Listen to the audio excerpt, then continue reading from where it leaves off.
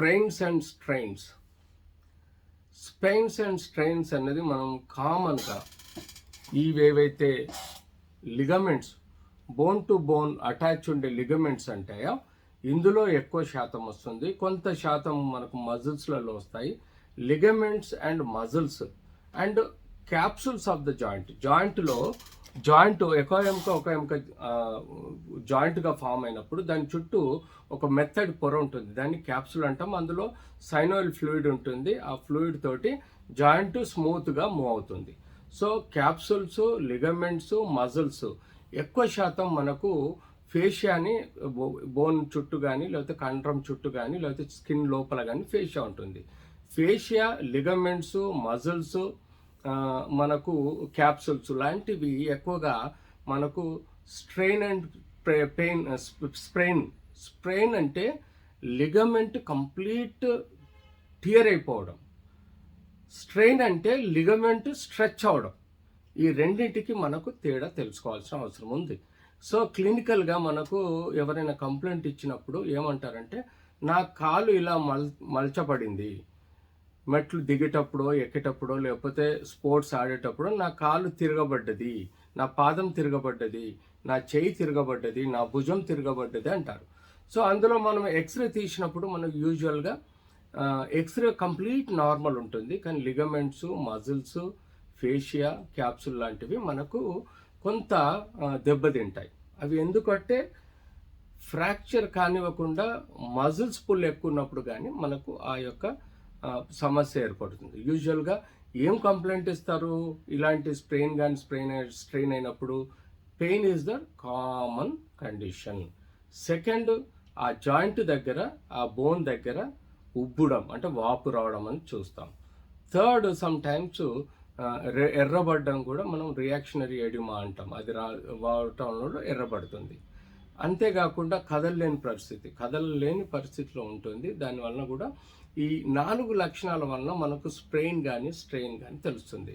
So యూజువల్గా మనకు ఎక్స్రేలో strain కానీ డయాగ్నోస్ చేయలేము, ఓన్లీ క్లినికల్గా చేయగలుగుతాం.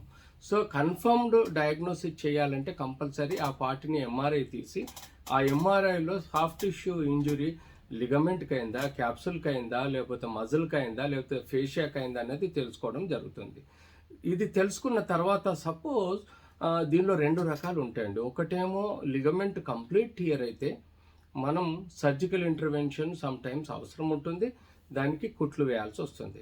సపోజ్ పార్షియల్ ఫైబర్స్ టియర్ ఉంటుంది, ఆర్ స్ట్రెయిన్ ఉంటుంది, అంటే స్ట్రెచ్ అయి ఉంటే దానికి కంప్లీట్ ఆ పార్ట్కి మనం కంప్లీట్ రెస్ట్ ఇవ్వాలి. అంటే రెస్ట్ ఇవ్వాల్సి అంటే దానికి స్ప్లింటింగ్, వెదర్ పిఓపి స్ప్లింటింగ్ చేస్తామా, లేకపోతే ఆర్టిఫిషియల్ స్ప్లింటింగ్ చేస్తామా, ఫైబర్ కాస్ట్ స్ప్లింటింగ్ చేస్తామా, లేకపోతే రెడీమేడ్ స్ప్లింటింగ్స్ ఇస్తామా అనేది మీ చాయిస్. సో అలా ఆ పార్ట్ని కంప్లీట్ బెడ్ రెస్ట్ ఒక 3 to 4 weeks ఇవ్వగలిగితే ఈ యొక్క స్ప్రెయిన్ న్యాచురల్గా హీల్ అవుతుంది.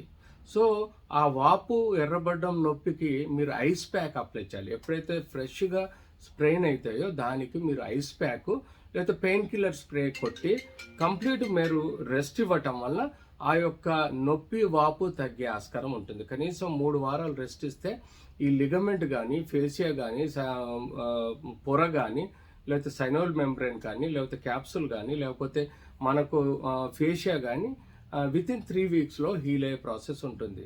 సో ఏం కాదులే అని చెప్పేసి నడవడము, మూవ్మెంట్ చేయడం వల్ల ఆ ఫైబర్స్ ఇంకా ఎక్కువ కట్ అయిపోయి పుండును ఇంకా పెంచుకోవడం జరుగుతుంది. తద్వారా హీలింగ్ ప్రాసెస్ డిలే అయిపోయి అతకలేక మళ్ళీ సమ్ టైమ్స్ సర్జరీ కూడా చేయాల్సిన అవసరం ఉంటుంది. సో ఎప్పుడైతే స్ట్రెయిన్ అవుతాయో అప్పుడు మీరు కంప్లీట్ బెడ్ రెస్ట్ ఇవ్వాలి, దానికి స్ప్లింటింగ్ ఇవ్వాలి, దానికి ఐస్ పెట్టాలి, దానికి స్ప్రే చేయాలి, పెయిన్ స్ప్రే చేయాలి, దానికి పెయిన్ కిల్లర్స్ ఇవ్వాలి, అవసరం ఉంటే లో గ్రేడ్ యాంటీబయాటిక్ ఇవ్వాలి. ఇలా ఇవ్వటం వల్ల మనకు యూజువల్గా బెడ్ రెస్ట్, స్ప్లింటింగ్ తోటి రికవరీ అయ్యే ఆస్కారం ఉంటుంది.